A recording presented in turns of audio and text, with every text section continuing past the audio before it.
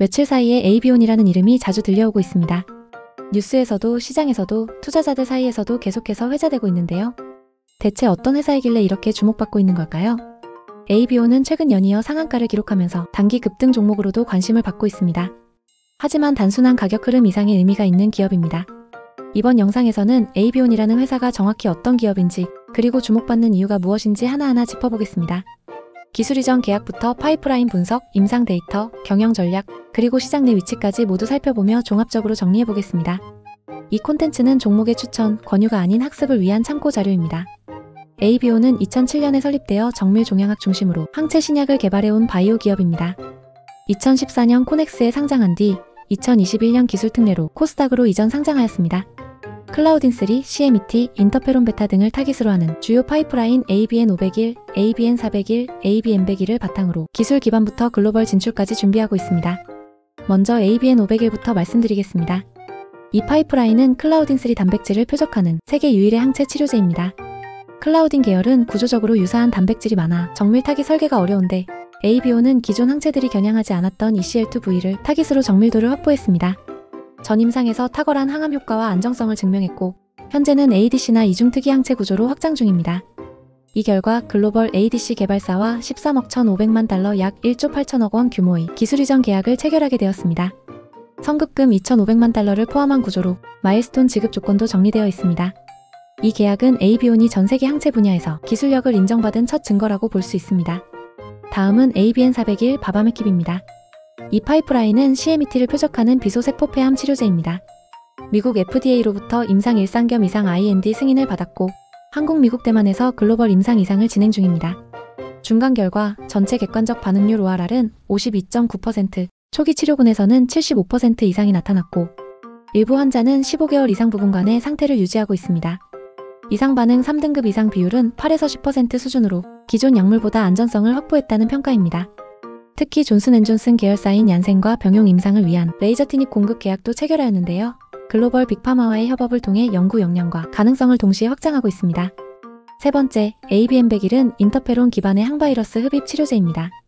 미국 정부와의 공동 개발 형태이며 건조 분말 흡입 방식으로 안정성과 생산성을 확보하고 있어 팬데믹 이후 이 항바이러스 시장 확대 흐름에서 의미 있는 포트폴리오 다각화를 보여줍니다. 이 파이프라인 구조를 종합하면 에이비온은 전임상, 임상, 기술 이전, 포트폴리오 다각화라는 전체 밸류체인을 갖춘 완성형 기업으로 볼 수 있습니다. 이 점이 ABN501 하나를 넘어 기업 구조 전체의 경쟁력으로 확장되는 핵심 요인입니다. 이제 경영진 인터뷰와 경영 전략을 살펴보겠습니다. 대표이사 신영기님은 바이오 기업이 연구개발 중심으로 종류를 넘어 임상상업화까지 이어지는 선도형 구조로 전환되어야 한다고 강조하며, 제도적 기반과 정책적 지원이 뒷받침되어야 글로벌 경쟁력이 생긴다는 의견을 밝혔습니다. 특히 연구개발 세제 혜택, R&D 회계 기준, 비재무 지표 중심, 상장 유지 평가 체계 도입 등 바이오 산업 구조 혁신에 대한 의지를 내비쳤습니다. 사업개발본부를 총괄하는 최준영님은 ABN401 병용 임상과 관련해 레이저 티닙과의 병용 임상은 기술 수출로 이어질 가능성이 높다며 글로벌 파트너와의 협력 전략에 확신을 보였습니다. 조직과 내부 통제 측면에서는 IR 자료에 따르면 약 68% 이상 R&D 인력 구성, 연구진의 석박사 비중이 매우 높은 수준입니다.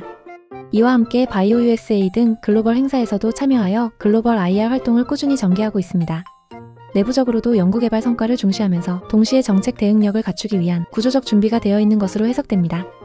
경쟁사와 밸류 비교를 하면 예컨대 IV 리서치는 브라이트 피크 테라퓨틱스의 투자 유치 사례를 인용하며 에이비온의 파이프라인에 대한 시장 가치 재평가 가능성을 언급한 바 있습니다.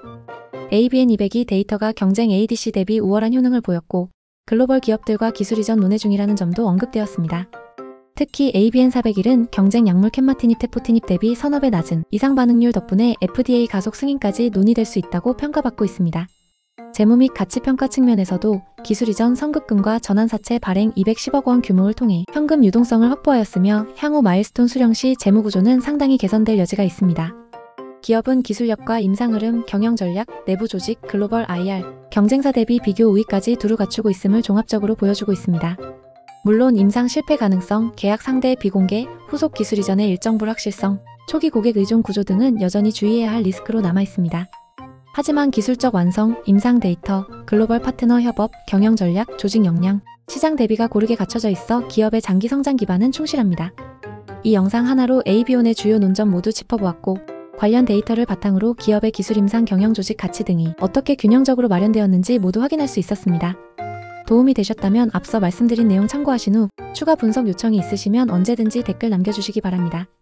이 영상은 종목에 대한 이해와 학습을 위한 목적으로 제공되며 특정 종목 매매를 권유하지 않습니다. 감사합니다.